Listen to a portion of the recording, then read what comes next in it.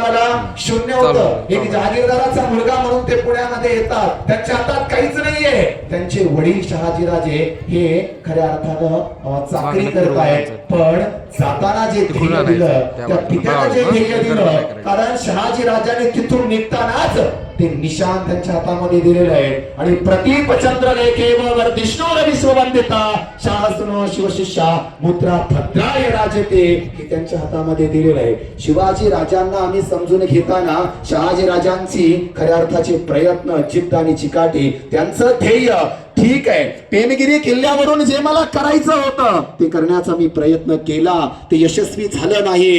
पण ठीक आहे, येणाऱ्या काळाच्या छाताडावर लात मारून या सह्याद्री आणि माझ्या शिवपुत्राकडून मी स्वराज्याचं स्वप्न साकार करणार, हा ठाम विश्वास आपल्यामध्ये आहे का? शिवरायांच्या मातीतली माणसं ना आम्ही. मग शिवरायांचा फोटो फक्त घरात लावला म्हणजे आम्ही शिवभक्त का? तर नाही. आमच्या कृतीमध्ये तो शिवविचार आम्हाला पुढे न्यायचा आहे. कारण शिवविचार काय आहे मंडळी, तर तो एका राष्ट्राची निर्मिती आहे, एका विचाराची निर्मिती आहे. शिवरायांचं चारित्र्य हेच पुढे राष्ट्राचं चरित्र निर्माण झालं. म्हणून ब्रिटिश सरकारचा शेवटचा अधिकारी आहे नासिक फिलिप्स लिहून ठेवतो.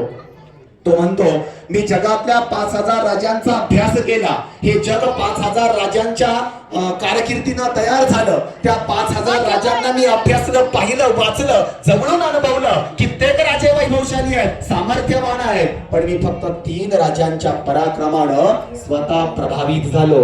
या मॅसिव फिलिपच्या रेकॉर्ड मध्ये सापडतो आम्हाला की तो त्या 3 राजांच्या त्याला जो प्रभावित झाला त्या 3ऱ्या क्रमांकावरती सम्राट अकबर आहे, 2ऱ्या क्रमांकावरती शिकांचा राजा रणजित सिंग आहे आणि 1ल्या क्रमांकावरती आपल्या स्वराज्याचं गोमट स्वप्न साकार करणाऱ्या रयतेचे राजे छत्रपती शिवाजी महाराज 1ल्या क्रमांकावर आहेत. का माहित आहे का? का माहित आहे का? त्याचं कारण आहे की चरित्र, महाराजांचं जीवन एक चरित्र आहे. उभ्या आयुष्यात 50 वर्षाच्या आयुष्यात एकही कलंक या व्यक्तिमत्वाला आला नाही.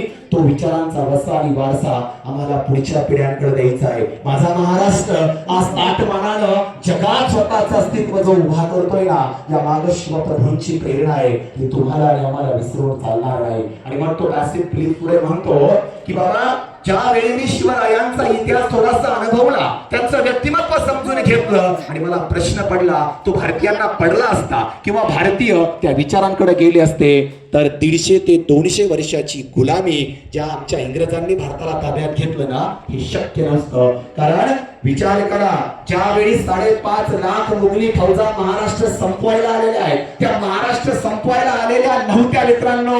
इतिहास आम्हाला सांगतो ते गडकिल्ले जिंकायला आले होते, पण गडकिल्ले जिंकणं गरजेचं होतं त्यांच्यासाठी. पण खऱ्या अर्थानं की इंद्र, पृथ्वीवरचा इंद्र असा उल्लेख ज्या बादशाचा होतो ना, त्याची फौज जर बाहेर निघाली तर आत्ताच्या कॅमेऱ्याला आणि गुगलला सुद्धा सापडली नसती. इतकी अफाट फौज या औरंगजेब बादशाच्याकडे होती. अखंड आर्यावर्ताचा तो सम्राट बनला होता. मात्र ज्यावेळी औरंगजेबाला आम्ही बघतो मित्रांनो, त्यावेळी तो कोणत्या युद्धात स्वतः निघत नाही. हाच तो प्रश्न आहे. औरंगजेब कधीच निघत नाही. आदेश तो सैन्य भरपूर आहे, जा तो प्रदेश जिंकून या. अगदी हिमालय जिंकताना सुद्धा तो आपल्या सरदाराला पाठवतो. मग तुम्हाला कधी प्रश्न पडला का की बाबा, ज्यावेळी शिवराय आमचे निघून गेले पण शंभू राजांना थांबवण्यासाठी कोण निघालं? स्वतः औरंगजेब बादशाह निघाला. का निघाला? काय कारण त्यामध्ये? फौज नव्हती त्याच्याकडं. 5 लाखाच्या ऐवजी 10 लाख द्यायची. अरे भरपूर फौज होती.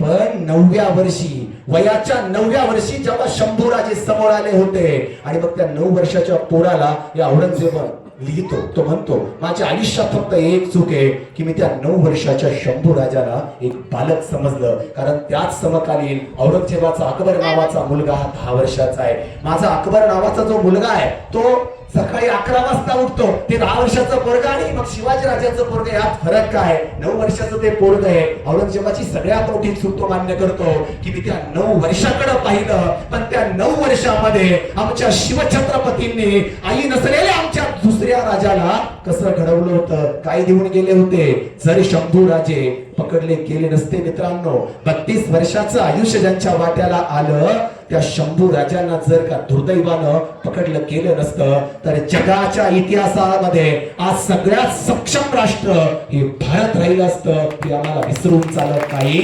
असा दैदिप्य प्रवास शंभू राजांचा आहे. का वाचत नाहीत आम्ही तो, का देत नाहीत आमच्या लेकरांना? तुम्ही म्हणता माझा विद्यार्थी, माझा मुलगा एमपीसी पास होत नाही, त्याला असा क्लास लावला पाहिजे. ठीक आहे, लावा ना, पण त्याला त्याची प्रेरणा द्या ना एकदा, की बाबा तुला काय करायचंय, तू कोणत्या मातीत जन्मास आलायस? लेकरा महाराष्ट्रातला आहे. अरे आपला राजा कसा होता, कसा लढला.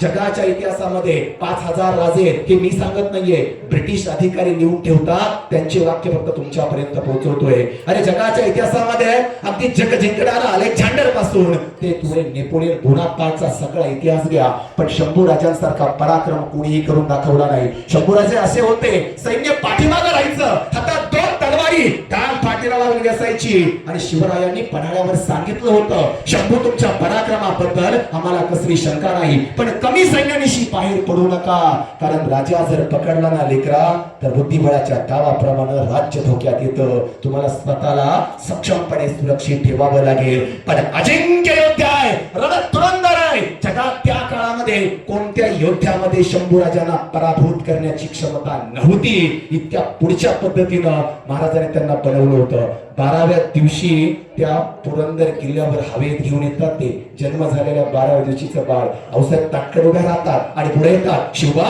तुझं राज्य आणि तुझं राजकारण यामध्ये शंभू येता कामा नाही. अरे त्याची आई आजारी आहे, 12व्या दिवशी जन्मलेल्या बाळाला थंड हवेत कोण घेऊन येतं का?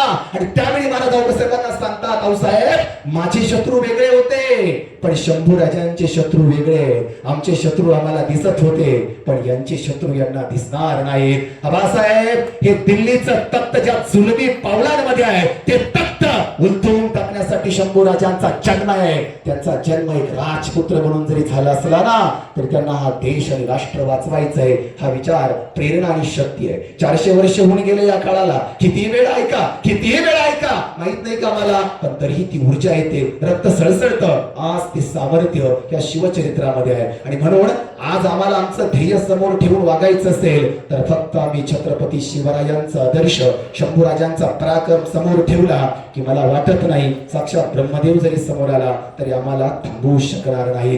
2000ची फौज अंदाज येईना आमच्या राजाला. आणि मग येसुबाईंनी सांगितलं होतं, राजे आपल्याकडे 3000ची फौज आहे, दोघं मिळून निघूया, पण नाही, थांबले. आपल्या पत्नीला सुरक्षित केलं, पुढे पाठवून दिलं, आणि तिथे पुढे जात असताना फक्त 1500चं सैन्य पाठीमागे लागलं. शंभूराजांचा ठाम विश्वास कोणत्या गोष्टीवर होता माहित आहे का? त्या सह्याद्रीवरती. आणि म्हणून आजही या सह्याद्रीच्या कानाकोपऱ्यात मी सातारकरांना भाग्यवान यासाठी समजतो, कारण ज्या सह्याद्रीच्या अंगा मातीवरती शिवप्रभूंची पावलं आहे, शंभूराज जिथे जिथे गेले ना, तो सह्याद्री तुमच्या वाट्याला आलेला आहे. ती धूळ व्हिएतनामच्या परराष्ट्र मंत्री या सह्याद्रीची धूळ घेण्यासाठी व्हिएतनाम मधून इथपर्यंत आले होते. सिक्युरिटी विसरून जातात ते, आणि रायगडाची माती आपल्या पिशवीत भरतात. एका देशाचा परराष्ट्र मंत्री, त्याच्या देशात माती नाहीये का?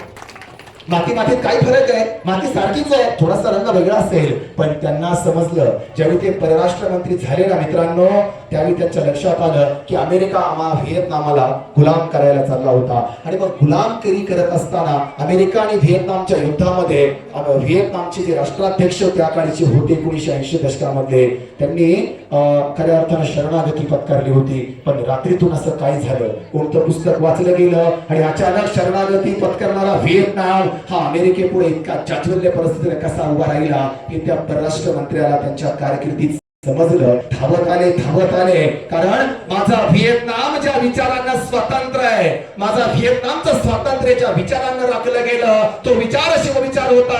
तो शिवविचार म्हणजे शिवरायांची जन्मभूमी भारत आहे, मला भारतात जायचंय. आणि रायगडावरती आल्यानंतर हा व्हिएतनामचा परराष्ट्र मंत्री त्या रायगडाची ती लाल माती उचलतो, आपल्या कपाळावरती डोक्यावरती टाकून पिशवीत टाकतो आणि काय म्हणतो, ही माती